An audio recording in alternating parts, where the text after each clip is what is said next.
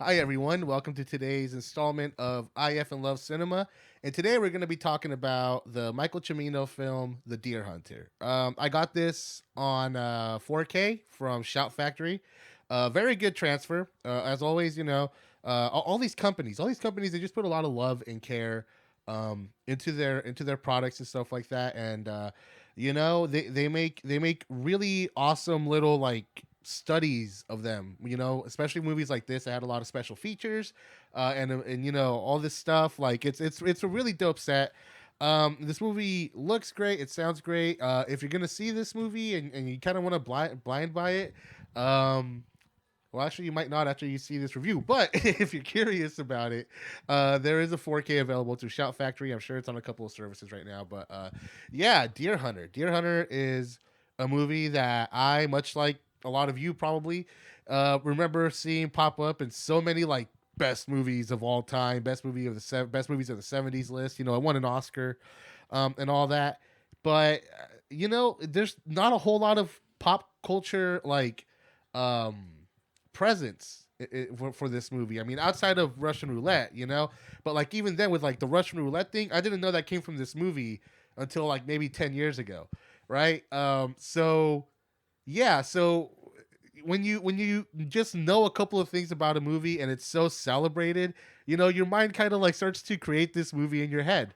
And it's, of course, it's never like accurate, at least not too accurate, but with the movie as vague as the Deer Hunter, which is always like the thing that always stuck with me with Deer Hunter before I watched it, right, was that it was called the Deer Hunter, but it takes place in Vietnam, like, or I thought it did at least. Well, I knew it was a Vietnam movie, and it was called The Deer Hunter. Like, what is it? What does hunting deer have to do with Vietnam and all that? And of course, it's a metaphor, as a lot of things in this movie are. um, but overall, when I finally sat down to watch this movie, needless to say, it was not the movie I pictured it to be or expected it to be. First of all, I didn't expect it to be 3 hours. That was a big surprise. And second of all, I didn't expect the whole entire first hour to be a wedding. You know, and I'm not really complaining because honestly, the first hour of this movie, where it is just like homies being homies, that's my favorite part of the movie. That's where the movie is operating at its best because the thing about war movies especially, is that there's a distinct difference in movies made by veterans and movies made by non-veterans, and that could often lead to a lot of maudlin, sort of simple moral fucking views on the war, and all that, and that's sort of what the problem of the movie is for me, is that like when it becomes a movie about Vietnam and all that stuff, it stops being this like interesting personal like thing, right? Like then it becomes like somebody who never went to war, their perception of war, their conception of war, and all that. And I mean, don't get me wrong, this movie doesn't like shy away from the horrors of war and all that, but it presents them, and it presents Vietnam in general with such like offensive like bluntness. Like they're so like the Vietnamese people are portrayed as like animalistic almost, like like their entirety of existence is like whittled down to a couple of words and like slapping the hell out of people, and all that shit. Like it's that's its own bag of worms and all that shit, right? But like overall, the biggest problem with this movie for me is that like this movie is so celebrated because it was the first like anti-Vietnam movie, the first great anti-Vietnam War movie, right? And the thing is, when you're the first at something, you're what every other movie is going to work off of, right? So, while I'm sure when this movie came out, it was revolutionary, and it was super deep, and all this stuff, and all of it sort of made more sense now. But I mean, with so many better movies about Vietnam, including by Oliver Stone himself, uh, like this movie just seems really kind of overstated and a little simplistic in a lot of ways. Like I'm not gonna say this movie is bad because it's not. Like there's so much talent here. It is. It is so kind of like simple. That's what's so tripped me out about it. Like it's so one dimensional sometimes. Not the characters, but just sort of the vision and the approach here. But like God, I think for 3 hours, right? When you have a 3 hour long movie, you want to be deep, right? You want to reward a 3 hour experience with sort of having really rich characters, really rich themes, and all that. Like Magnolia. Magnolia is a great example, right? Like that movie is 3 hours of themes. It's and it totally pays off and all that shit. This movie is just 3 hours. It feels like the what's the word I'm looking for here? The sort of cut where you just sort of line everything together. I forgot what it's called, but it's sort of like the least artistic of all the versions of the movie, right? The assembly cut. That's what I'm thinking of, and that's what this movie feels like. It feels like the assembly cut of a much stronger movie. But again, like the first hour is great. I really cannot say that enough. Like the first hour is really great because it's just homies being homies, and everybody knows what that's like. Especially what I liked about it was that these are dudes who are like young men and they talk like young men.